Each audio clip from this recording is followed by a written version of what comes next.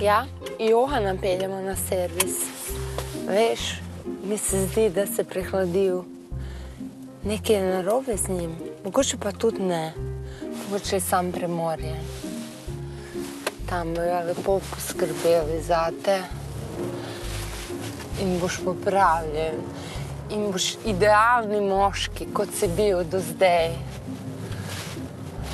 Johan. Ne morem si predstaviti svoje življenje brez tebe več. Toliko mi pomagaš. Se lahko oslonim nate. Vsakič, ko pridem domov, je hiša čista in pospravljena. Kaj bi jaz brez tebe?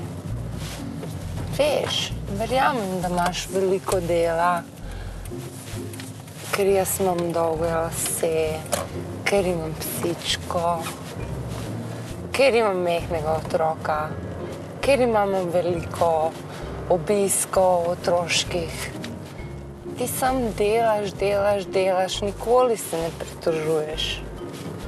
Zdaj te bom jaz peljala na en redni servis, da malo pogledajo. Mogoče ti bom nove ščetke kupila. In boš spet ko nov. Veš, Johan.